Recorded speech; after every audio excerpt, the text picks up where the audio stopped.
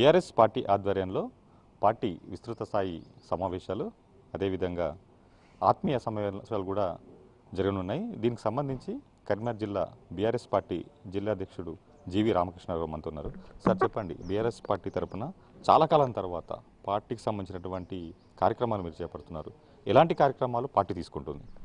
అంటే చాలా రోజుల తర్వాత కాదండి, మాకు కంటిన్యూస్గా నియోజకవర్గంలో ఎమ్మెల్యేలు ఎవరు తీరు వాళ్ళు పార్టీ కార్యక్రమం జరుగుతున్నాయి.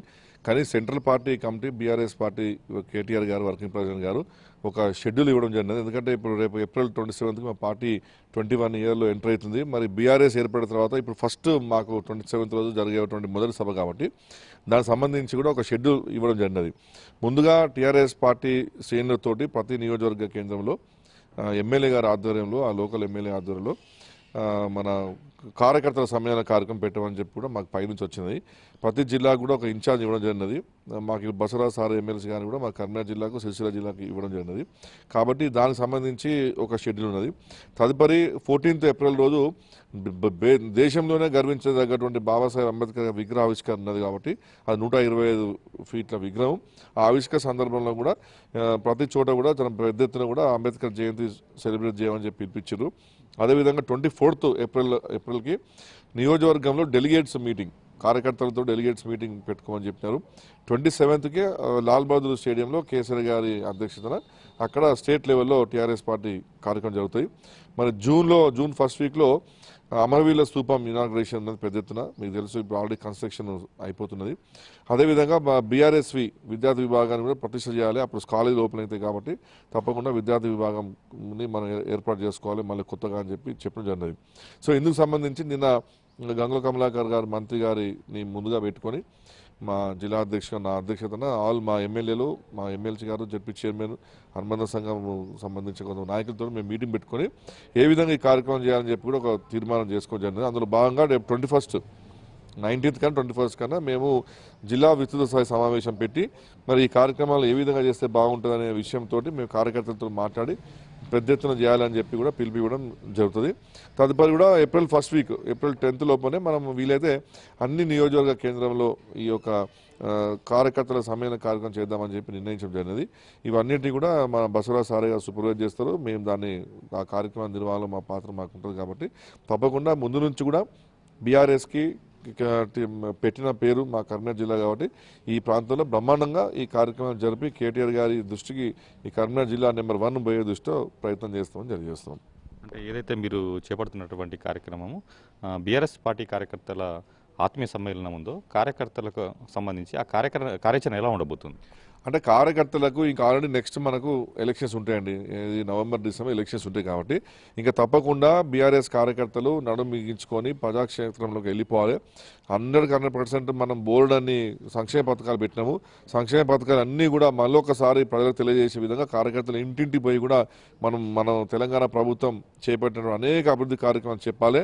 అంతేకాకుండా కూడా 100 మందికి ఒక ఇన్ఛార్జ్ అని పెట్టుకొని ఈ యొక్క కార్యకర్త ఎవరైతే ఉన్నాడో ఆ 100 మంది ఇళ్లకు పోయి ఆ 100 మంది ఇళ్లలో ఎంతమంది లబ్ధిదారులు ఉన్నారు, ప్రభుత్వం ద్వారా ఎంతమంది లబ్ధి పొందలేదు అవన్నీ లిస్ట్ తయారు చేసుకోవాలి. ఇక ఎటు చేసి రేపు రానున్న ఎలక్షన్స్కి ముందే అన్ని తీర్లా కూడా మనము రెడీ ఉండాలనే ఉద్దేశంతో ఈ యొక్క కార్యక్రమం జరుగుతుంటాయి. అంటే ఒకవైపు కాంగ్రెస్ పాదయాత్రలు, మరోవైపు బీజేపీ స్ట్రీట్ కార్నర్ మీటింగ్స్లు చేపడుతుంది. అట్లా ఇప్పుడు మీరు చేపట్టే కార్యక్రమాలు కూడా ప్రజల్లోకి వెళ్ళే విధంగా ఉంటాయా? అంటే ఆల్రెడీ మా ఎమ్మెల్యేలు నిత్యం ప్రజలు ఉన్నామండి. ఉన్న ఫ్యాక్ట్ చెప్పాలంటే ఇది ప్రజలకు వెళ్ళే ప్రోగ్రాం కాదు, పార్టీ ప్రోగ్రాం. ఎలక్షన్స్ను దృష్టిలో పెట్టుకొని ఒక ముందు నుంచే కార్యాచరణ మనం రూపొందించుకోవాలి. ఏదో ఎలక్షన్ల ముందు పోయి పబ్లిక్లలో పోయి మాట్లాడు కాకుండా ఇప్పటి నుంచే మన కార్యకర్తలు మనం సిద్ధం చేసుకోవాలి. మళ్ళీ బీఆర్ఎస్ ఏర్పడిన తర్వాత కూడా ఫస్ట్ మాకు మీటింగ్ ఏది 27th ఏప్రిల్ కాబట్టి కార్యకర్తలందరినీ కూడా యాక్టివ్ చేసుకొని ఇంకా ఈ రోజు నుంచి కూడా ఇక మనం పబ్లిక్లో ఉండాలి, పబ్లిక్లోనే మనం పని చేసుకుని ఉండాలి. ప్రజలకు మనం ఏం చేసినాం, వేరే భారతీయ జనతా పార్టీ రాష్ట్రంలో ఏం జరుగుతుంది, మన రాష్ట్రంలో ఏం జరుగుతుంది అనే విషయాలు తప్పకుండా తెలియాల్సిన అవసరం ఇప్పుడు ఉన్నది.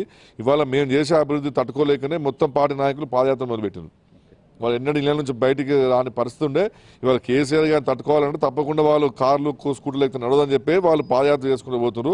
వాళ్ళు ఎన్ని పాదయాత్రలు చేసినా మోకాళ్ళ బండి బోలినా కూడా తెలంగాణ ప్రజలు కేసీఆర్ తప్పించి వేరే దిక్కు పోయే ప్రసక్తి లేదు. కాబట్టి మేము చేయబట్టి వాళ్ళంతా వాళ్ళ కాంపిటీషన్ బియ్యం తప్పించి వాళ్ళు ఇచ్చే వాళ్ళు వస్తే ఏం అయ్యేది లేదు, ఉరిగేది లేదు. కాబట్టి 100% మా టీఆర్ఎస్ శ్రేణులు బ్రహ్మాండంగా ఒక సైనికులాగా పనిచేస్తారు. అందరికి కూడా కేటీఆర్ గారు కేసీఆర్ గారు అభిమానం ఉన్నది.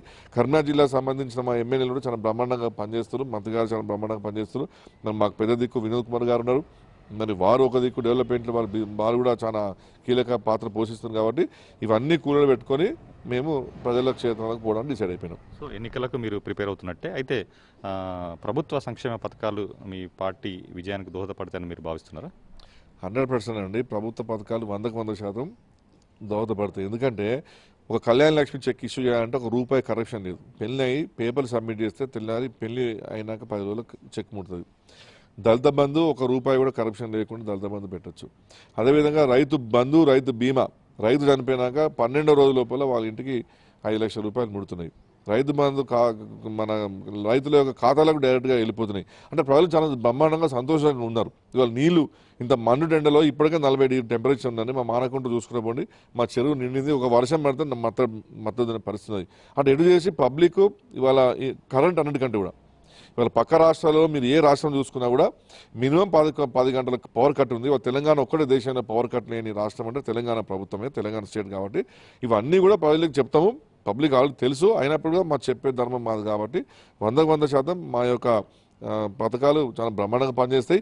అదే కాకుండా కూడా ప్రత్యామ్నాయం లీడర్షిప్ లేదు. ఇవాళ కేసీఆర్ గారికి ధీటుగా ఉన్న నాయకుడు ఇవాళ బీజేపీలో లేడు, కాంగ్రెస్లో లేడు. కాబట్టి అది కూడా ఒక ప్లస్ పాయింట్ మాకు. ఎందుకంటే వాళ్ళు ఈ లెవెల్లో మాటలేకపోతున్నారు. ఇవాళ మీరు రేవంత్ రెడ్డి గారు కానివ్వండి, బండి సంజయ్ గారు కానివ్వండి, మైక్ ఇస్తే కేవలం కేసీఆర్ గారిని తిట్టుడు తప్పించి ఒక్క నోట్ నుంచి కూడా ఒక మంచి పదం కానీ వాళ్ళ పార్టీ ఐడియాలజీ కానీ వాళ్ళ పార్టీ ఏం చేస్తుందని చెప్పే పరిస్థితి వాళ్ళు లేరు. వాళ్ళ చరిత్ర లేని నాయకులు. కాబట్టి 100% రేపు రానున్న రోజుల్లో మా బీఆర్ఎస్ పార్టీ నెంబర్ 1లో ఉంటుంది. ఓకే, రేవంత్ రెడ్డి పాదయాత్రలో మొత్తానికి బీఆర్ఎస్ పార్టీ ఎమ్మెల్యేలకు సంబంధించి ఒక ఛార్జ్ షీట్లు విడుదల చేయడం జరిగింది. మొత్తానికి కొన్ని ఆరోపణలు చేస్తూ కూడా ఛార్జ్ షీట్ విడుదల చేయడం. పార్టీ సంబంధించిన అధ్యక్షునిగా మీరు ఏం చెప్తారు? ఫస్ట్ నేను రేవంత్ రెడ్డి గారిని అడుగుతున్నాను, నీ మీదనే కేసు బుక్ నీ మీద అఫీషియల్గా కోర్టులో ఛార్జ్ షీట్ ఫైల్ అయింది. ముందు దాని గురించి చెప్పాలి రేవంత్ రెడ్డి. ఆయన ఎవరంటే వచ్చి దొంగ ఇంకొకరిని పట్టుకొని నువ్వు దొంగ అని ఎట్టగలుగుతుంది? ఇవాళ ఛార్జ్ షీట్ ఇచ్చే కాంగ్రెస్కి నైతిక హక్కు కూడా లేదు, వాళ్ళ ఛార్జ్ షీట్ ఇచ్చే హక్కు. కాబట్టి వాళ్ళ పబ్బం గడపడానికి కోసము కేవలము అట్లా తిరుక్కుంటా తెలిసి తెలియని విషయాలు చెప్పుకుంటూ పోతు తప్పించి పబ్లిక్లో ఎక్కడ కూడా ఆధారం లేదు. ఫస్ట్ రేవంత్ రెడ్డి గారు మీ పాదయాత్ర చేయాల్సింది ఆయనే, పబ్లిక్లో కాదు. నీ రాజ్భవన్లో చేసుకో. పొద్దున లేతే గుద్దుకు తత్తులు మీ లీడరు, ఒకరికొకరు కోఆర్డినేషన్ లేదు. మీ ఇప్పటికీ నువ్వు పేరుకి పిఎస్సీసీ అధ్యక్ష అయినా కూడా అసలు నిజంగా లీడర్ ఎవరు అనేది మీకు ఇంతవరకు తెలియదు మా జనాలకు. కాబట్టి ఇవాళ రేవంత్ రెడ్డి గారి charge sheet after face charge sheet ముందు ఆయన దొంగ దొరికిండు. కోట్ల రూపాయల అవినీతితో రెడ్ హ్యాండ్గా దొరికిన దొంగ రేవంత్ రెడ్డి. ఇక ఆయన వచ్చి మంది మీద ఛార్జ్ షీట్లు ఇచ్చిన అర్థం ఉంటుందా? పబ్లిక్ చూస్తలేరా? తెలంగాణ రాష్ట్రం వచ్చిన తర్వాత కేసీఆర్ గారు ముఖ్యమంత్రి అయిన తర్వాత మళ్ళీ ఇదే తెలంగాణ రాష్ట్రాన్ని మన ఎవరికి చంద్రబాబు నాయుడుకి అప్పచెప్పే ప్రయత్నం చేసిన సంగతి మొత్తం దేశమంతా చూసిండు, రాష్ట్రమంతా చూసిండు. రెడ్డి అయినా దొరికిండు. ఇక దొంగ వచ్చి దేశమంతా తిరుక్కొని మంచోని నమ్మే పరిస్థితి లేదు. కాబట్టి అది అట్టర్ ఫాల్స్. ఆయన చెప్పేటువంటి అలిగేషన్స్ అన్నీ కూడా ఏవి కూడా అన్ప్రూవ్డ్, కేవలం ఆయన యొక్క పబ్బం కలపడానికి చేస్తున్నటువంటి అలిగేషన్స్ తప్పించి ఆయన ఏ మాత్రం వాస్తవాలు లేవు. ఎమ్మెల్సీ కవితపై బండి సంజయ్ వ్యాఖ్యల పట్ల కూడా ఏదైతే వివాదం ఉందో వాళ్ళ సొంత పట్ల కూడా విమర్శిస్తున్నటువంటి పరిస్థితి. సో మొత్తానికి ఇప్పటి నుంచి ఆయన నుంచి ఇప్పటివరకు స్పందన లేదు కదా, దీన్ని ఎట్లా చూస్తారు మీరు? అంటే చూడండి, యాక్చువల్లీ బండి సంజయ్ అంటే ఒక రోగ్ అండి, ఒక యూజ్లెస్ ఫెల్లో ఉన్నది చెప్తున్నాం మీకు. ఆయన ఏం మాట్లాడినా కూడా అర్థం ఉండదు. ఆయన చదువుకొని రాడు. మీరు ఏది కూడా నాలెడ్జ్ లేని మనిషి అంటే బండి సంజయ్ గారు. ఇప్పుడు కూడా పార్లమెంట్ కూడా ఒక రోజు కానీ ఒక చిన్న ప్రశ్న ఏం లేదు తెలంగాణ గురించి. మీరు కూడా వాస్తవంగా మీరు చూసి ఉంటారు. కవిత గారి విషయం మాట్లాడినప్పుడు ఆయన నిజంగా నెగిన హిందుత్వవాది, నేను హిందూయిజం అనుకున్నట్టయితే వెంటనే ఆయన స్పందించి క్షమాపణ చెప్తే అయిపోయేది ఇష్యూ. వాళ్ళ సొంత పార్టీలో ఉన్న అరవింద్ గారే వారు చెప్పారు ఇదంతా కూడా ఆయనకు మాకు సంబంధం లేదని చెప్పేసి. అర్థమైపోతుంది ఆయన పరిస్థితి ఎట్లుందని చెప్పేసి. ఇవాళ యావత్ తెలంగాణలో మహిళలందరూ కూడా ఆత్మధైర్య వాళ్ళకు ఇది సెల్ఫ్ రెస్పెక్ట్గా భావిస్తారు. ఇంకా ముద్దుబెట్టుడు అనేది ఒక గలీజ్ పదము. కాబట్టి బండి సంజయ్ గారికి చెడ్డ మాట అలవాటు. కాబట్టి ఆయనకు సందర్భం లేని మాటలు మాట్లాడతారు. కాబట్టి అలవాటు అయిపోయింది ఆయనకు. అందుకని ఆయన స్పందిస్తలేడు. కాబట్టి ఆయన స్పందించలేకపోయినా మాకు అయ్యేది లేదు, పోయేది, ఆయన నష్టపోతున్నాడు. ఇవాళ పార్లమెంట్లో కూడా కవిత గారు మాట్లాడని చెప్పారు. మేము రికార్డ్ పెట్టి చూపిస్తున్నాం. రోజు మా ట్రోల్ అవుతున్నాయి మొత్తం యూట్యూబ్లలో. కాబట్టి అల్టిమేట్గా బండి సంజయ్ గారి మాట ఎవరు పట్టించుకోరండి. ఆయన అజ్ఞాని, ఆయన చదువుకోనే తెలివి లేదు, ఆయనకు లాంగ్వేజ్ రాదు, ఆయనకు మాట్లాడే తెలివి రాదు. ఆయన ఇప్పుడు కార్నర్ చేసి నాకు తెలిసి ఆయన ఎలక్షన్ లోపల ఆయనను అధ్యక్షుని తీసి పడేసినప్పుడు మనం ఆశ్చర్యపడాల్సిన అవసరం లేదు. ఓకే, ఈ నెల 16న మళ్ళీ ఈడీ విచారణను ఎమ్మెల్సీ కవిత గారు ఎదుర్కొంటున్నారు. సో ఈ ఆరోపణల నుంచి ఆమె బయటపడుతుందని మీరు భావిస్తున్నారు? చూడండి సార్, ఇది కవితక్క గారి మీద పెట్టిన కేసు 100% ఇది పొలిటికల్ మోటివేటెడ్ అనే సంగతి తెలిసిపోతున్నది. ఎందుకు గిన్నిసార్లు పిలవాలండి? నిజంగానే గిన వాళ్ళ ఆధారంగా బాధతో చూపించండి. కవిత గారు ఓపెన్ చెప్తారు, నా దగ్గర మీకు నేను సహకరిస్తా, మీరు ఏ ప్రశ్న వేసినా నేను జవాబు చెప్తా, నేను ఎటువంటి తప్పు చేయలేని చెప్పి చెప్తున్నది. వాళ్ళు ఏదో క్రియేట్ చేద్దామని ప్రయత్నం చేస్తారు, దొరకలేవు ఏం ఆధారాలు. మీకు తెలుసు కదా, ఈడీలో ఉన్నటువంటి పబ్లిక్ ప్రాసిక్యూటరే ఈ నా మీద ఒత్తిడి ఉన్నది, రోజు ఒక కొత్త తీసుకొచ్చి కేసు పెట్టమంటే నేను పెట్టలేనని చెప్పేసి ఒక పబ్లిక్ ప్రాసిక్యూటర్ రాజీనామా చేయడం అనేది దేశ చరిత్రలో నెంబర్ ఫస్ట్ టైం ఇది మేము విన్నాం. అర్థం చేసుకోవచ్చు, అది నిదర్శనం కాదు, సరిపోతుంది కదా మనకు. ఈ అక్కరాని కేసులు పెట్టి ఒత్తిడి చేస్తున్న సందర్భం మనకు క్లియర్గా కంటి కనబడడం అర్థమవుతుంది. కాబట్టి 100% ఆమె మీద అలిగేషన్స్ లేవు. వాళ్ళు కావాలని చెప్పి క్రియేట్ చేస్తే మనం ఏం చెప్పలేము. ఎందుకంటే ఈడీ, ఐటీ, సిబిఐ అన్నీ కూడా మోడీ చేతులు ఉన్నాయి. కాబట్టి మాకు వచ్చే నోటీసులు అన్నీ కూడా మోడీ నోటీసులు, ఈడీ నోటీసులు కాదు. కాబట్టి వాళ్ళు కావాలని పెడితే మాత్రం మేము చేసేది ఏం లేదు. కానీ ఒకవేళ కావాలనే ఉద్దేశంతో కవిత కనుక ఏమన్నా వాళ్ళు ఇబ్బంది పెట్టే ప్రయత్నం చేస్తే మాత్రం తగిన గుట్టమాటం రానున్న రోజుల్లో పబ్లిక్ చెప్తున్న విషయం మాత్రం తప్పకుండా చెప్తున్నాం. ఇది బీఆర్ఎస్ పార్టీ ఇప్పటికీ ప్రజల మధ్యనే ఉంది. ప్రభుత్వ సంక్షేమ పథకాలు వచ్చే ఎన్నికలు కూడా గెలిపిస్తాయి.